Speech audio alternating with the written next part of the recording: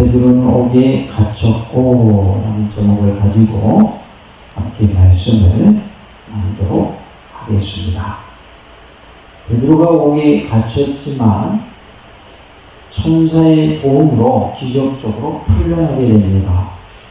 사망의 음침한 골짜기 가운데서도 사명자를 보전하시는 하나님의 손길을 확인할 수 있습니다. 베드로가 옥에 갇혔다. 옥은 감옥을 줄여서 한 말이죠. 나에게 있어서 옥은 무엇입니까? 죄입니까? 아니면 질병입니까? 물질인가요? 아니면 인간관계입니까? 옥에 갇혀있다면 어떻게 해야 할까요? 그대로 옥에 갇혀 있어야 할까요? 아니면 옥에서 빠져나와야 할까요? 빠져나와야 할 줄로 믿습니다. 죄가 나의 옥이라면 죄와 사망의 법에서 해방되는 은혜가 있기를 원합니다. 질병이 나에게 있어서 옥이라면 질병에서 고침받는 은혜가 있기를 원합니다. 물질 때문에 어려움에 처해 있다면 물질로 인한 어려움에서 해방되는 은혜가 있기를 원합니다. 인간관계에 어려움이 있다면 인간관계가 서로 회복되지는 놀라는 은혜가 있기를 간절히 원합니다. 나에게 있어서 어떠한 옥이 있습니까? 그 옥에서 해방되는 기쁨을 누리시기를 간절히 원합니다. 봐주십시오. 나에게 있는 옥에서 해방되는 기쁨을 누립시다. 우리가 무엇인가 해야 한다고 목표를 세우지만 이루지 못하는 경우가 있어요. 그러면 그때에는 목표를 이룸에 있어서 나에게 옥이 된 게 뭘까요? 목표를 이루지 못하도록 방해하는 것들이 나에게 있어서 옥에 해당되겠죠. 그 옥을 우리가 다 해치고 옥을 떨쳐버리고 해방되어서 나의 목표라는 바를 이루는 모습이 되기를 원합니다. 옥에 갇혀있으면 해방이 돼야 안 돼요.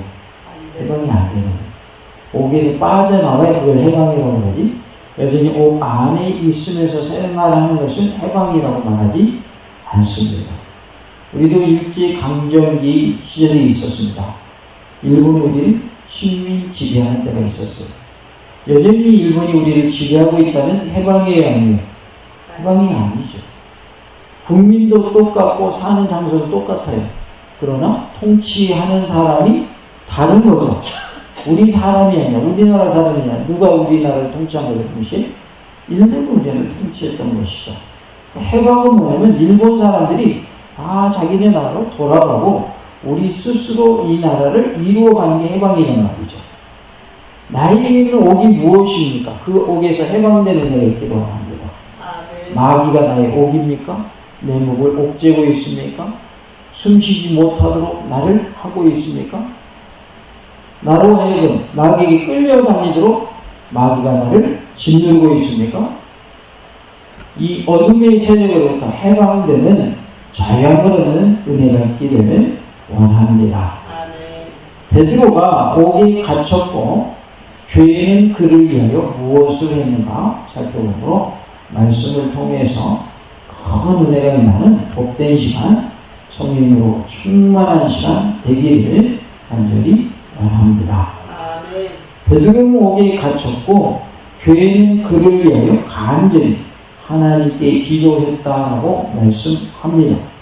5절에 이에 베드로는 옥에 갇혔고 교회는 그를 위하여 간절히 하나님께 기도하더라고 말씀합니다.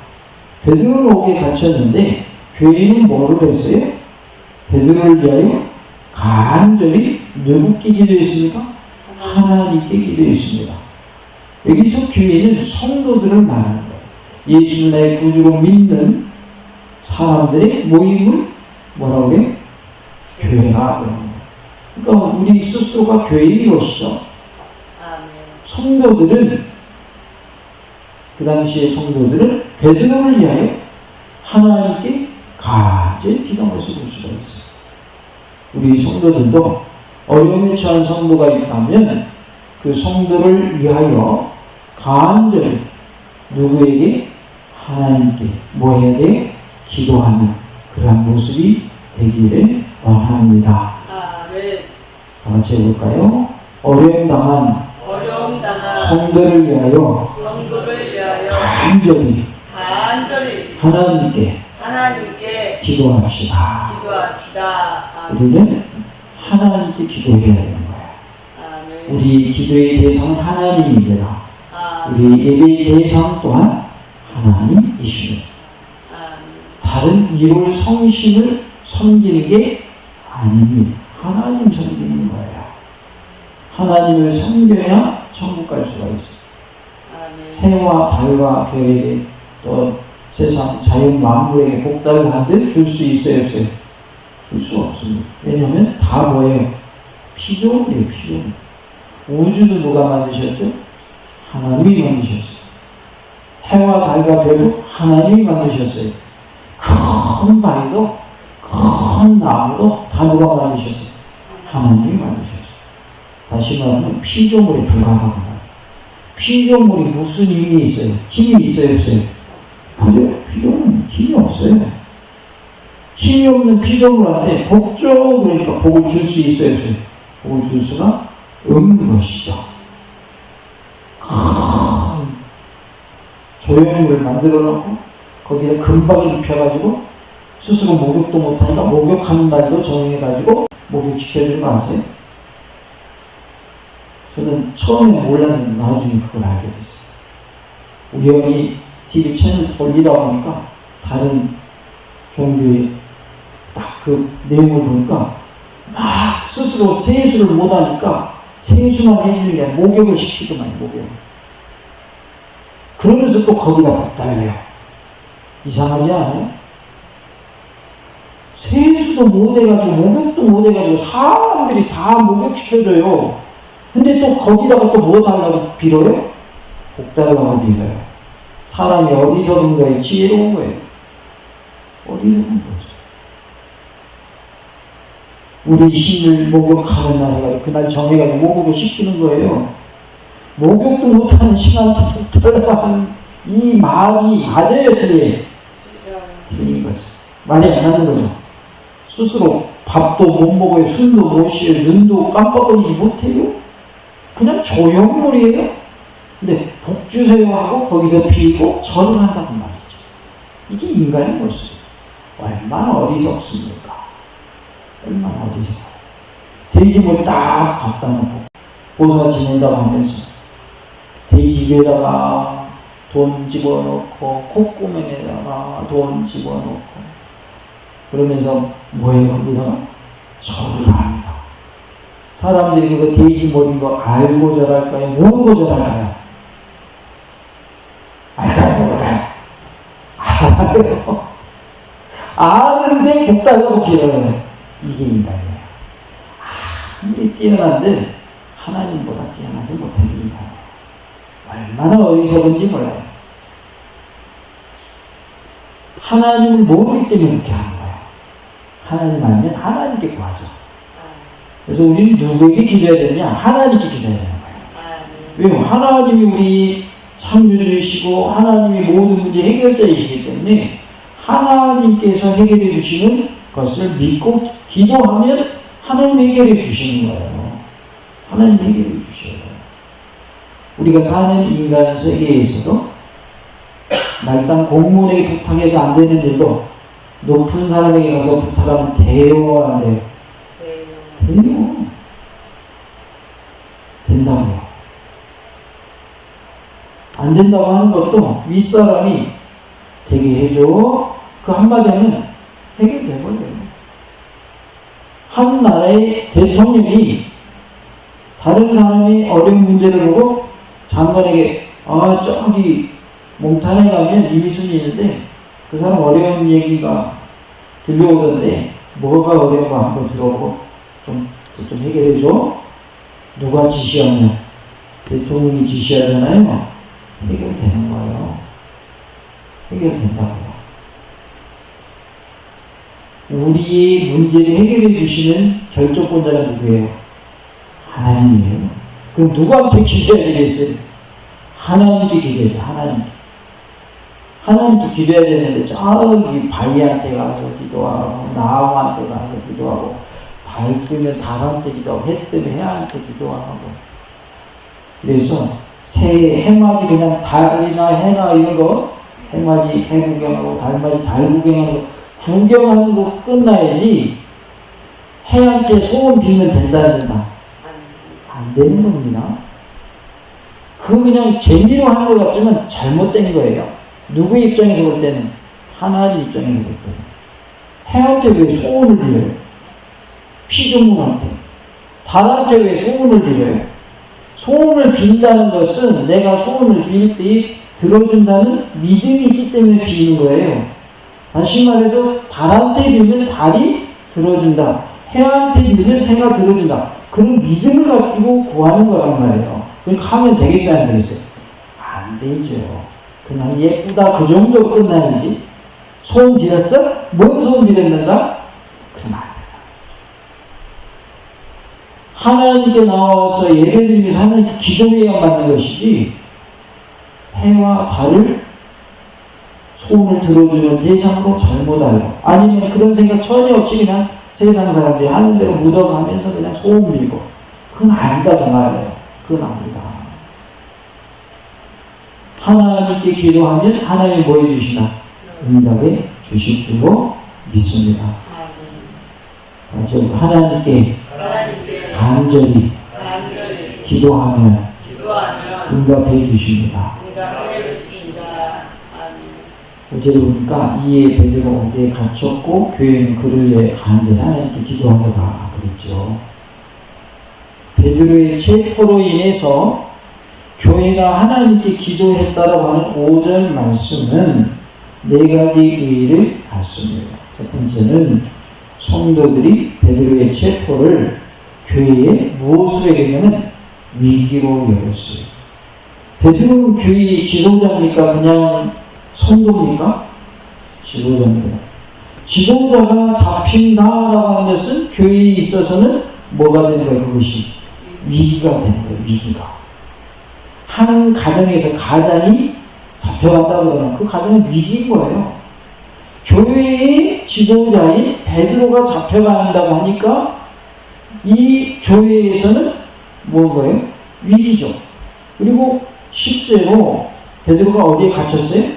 옥에 갇혔어요. 그러니까 교회는 위기감을 느낀 것이죠.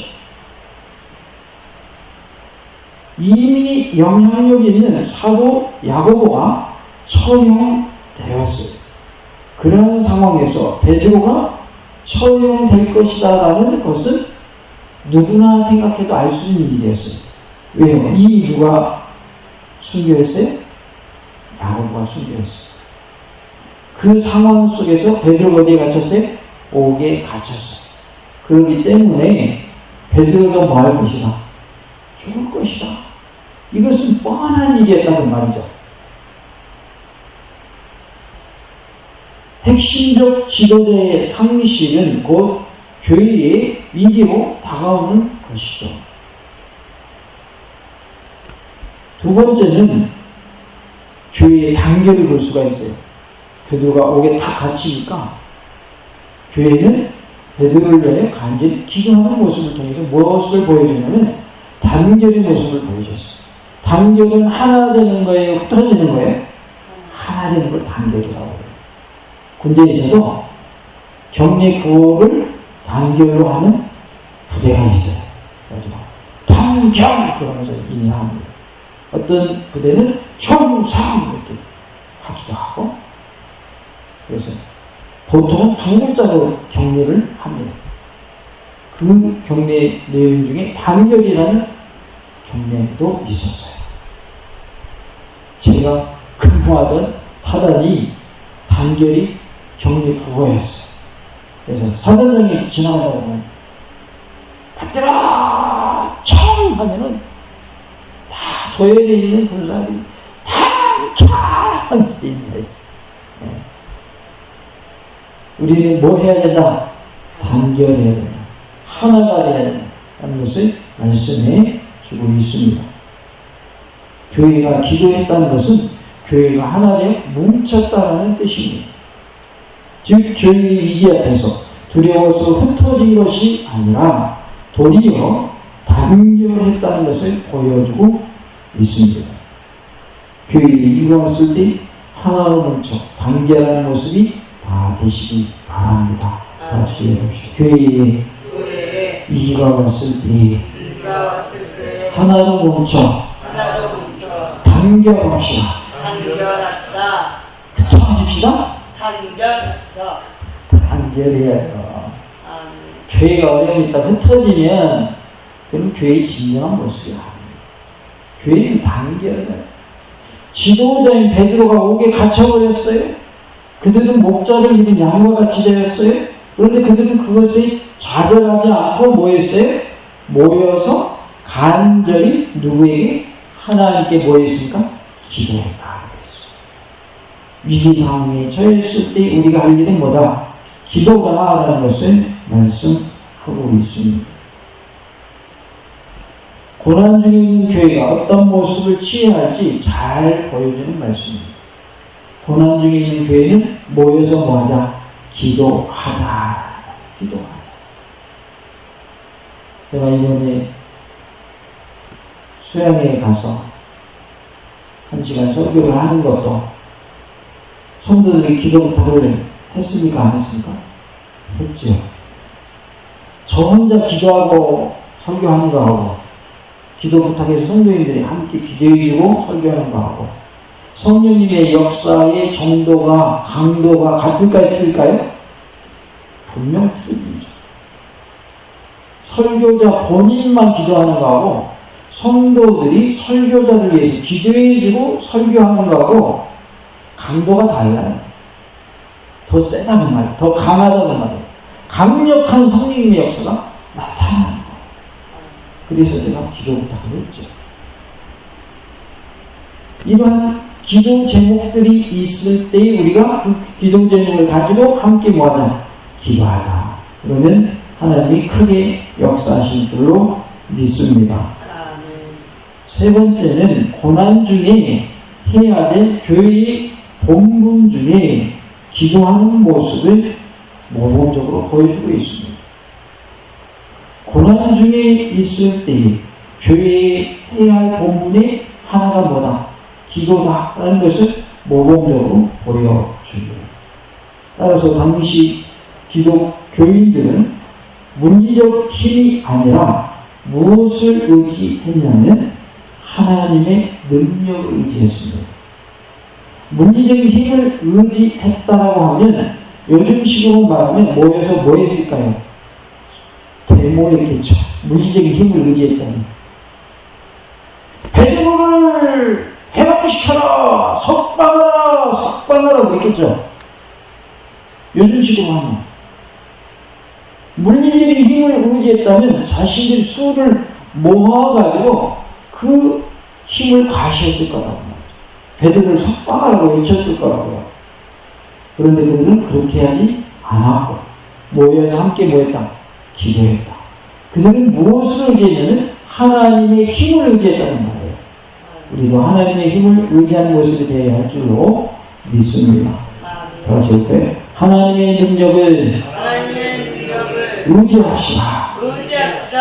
하나님의 능력을 의지하시기 바랍니다. 하나님의 능력 앞에 이길자 있어요, 없어요? 그 아무도 없습니다.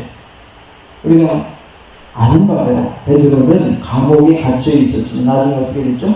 풀려납니다. 해옷이 풀어졌어요. 천사가 와서 풀어졌어요. 천사가 와서 풀어졌어요.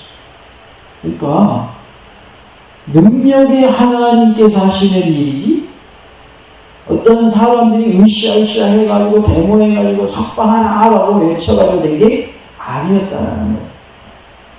하나님의 능력을 의지하는 우리의 모습이 되기를 원합니다. 그러나 고난 중에서 하나님께 전적으로 의존하는 것이 초능력을 기대하는 현실 도피 신앙으로 해석되어서는 안 된다는 것을 알 수가 있습니다. 현실을 도피하는 신앙으로 우리가 하나님을 의지하다. 이건 잘못된 신앙이다. 하나님을 전적으로 신뢰하면서 하나님의 능력으로 문제를 해결받고 응답받는 은혜가 있기를 원합니다.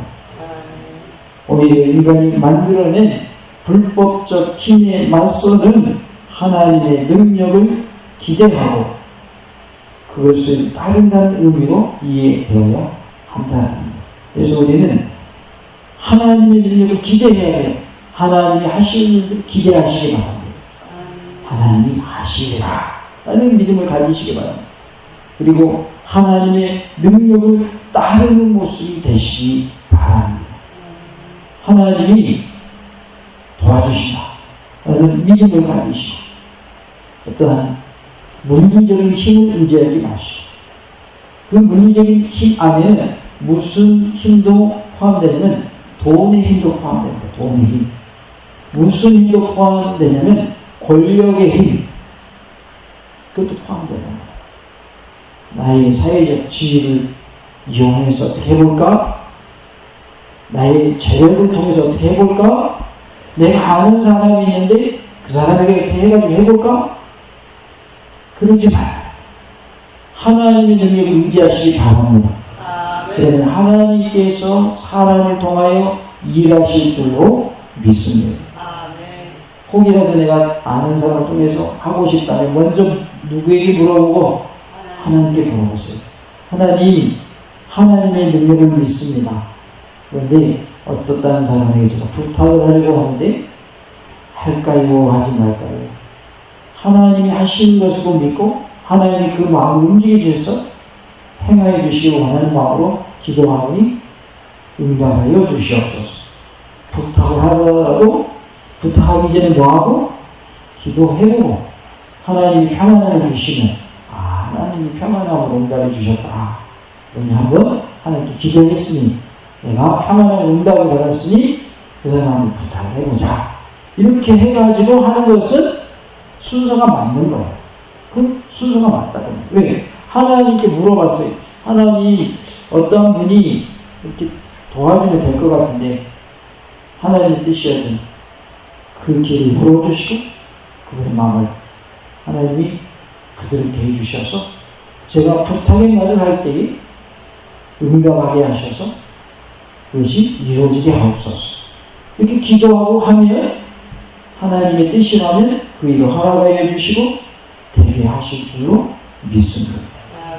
그러니까 뭐냐면 내가 먼저 앞서지 말라고 봐. 내가 먼저 앞서지.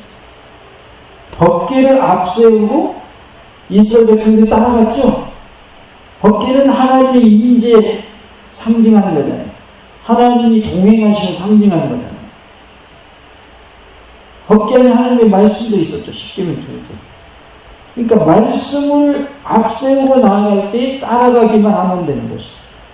그래서 먼저 내가 앞서는 것이 아니라 하나님이 앞서게 하고 성령님이 앞서게 하고 그들을 따라가기만 하시기 바랍니다. 그러면 길이 열리게 되어 있습니다. 법궤의 제사장들이 요단강 물에 발을 담그자마자 요단강 물에 어떻게 되세요? 갈라졌잖아요. 발이 물속에 잠기기 전까지 갈라져야 안 갈라져요? 안 갈라지죠. 하나님의 말씀이 앞선 다음에 갈라지면 갈라진 다음에 뭐 하면 돼요? 건너가면 돼요. 왜? 갈라졌으니까. 그래서 하나님의 인도하심에 따라서 그런 모습이 다 되시기를 바랍니다. 그리고 네 번째로 기도하는 교회의 모습은 베드로에 관한 이야기의 구성상 7절로 11절에 나타난 기적적 사실과 깊은 관계를 가지고 있습니다. 즉 교회의 기도는 기도로 끝난 것이 아니라 베드로를 구출하는 하나님의 능력으로 나타나는 것을 보게 돼요. 교회적 단결이 필요하다. 그리고 교회적으로 기도하는 일이 필요하다. 교회의 단결과 기도하는 힘은 하나님의 역사와 능력이 나타나는 근본적인 동기가 되어야 그래서 교회 성도들끼리 하나가 되자. 먼저 힘을 합시다. 대동단결이라는 표현이 있죠. 하나가 되자는 말이에요. 그리고 함께 모아다. 기도하자. 그러면 하나님의 역사가 나타난다. 하는 것을 말씀해 주고 있습니다. 하나님의 능력이 나타나게 하고 하나님의 역사가 나타나게 하는 방법은 함께 모여 기도하는 일이다 하는 것을 말씀해 줍니다. 아마도 누가는 이와 같은 좋은 적응들을 초대교회에 시사해 주기 위해서 본문의 말씀을 기록한 것으로 보여집니다. 우리 모두가 하나님의 은혜 가운데 모여서 하나님께 간절히 기도하는 모습이 될 수 있기를 간절히 원합니다. 이게 때 하나님께 나와 간절히 기도함으로 응답받읍시다. 할렐루야.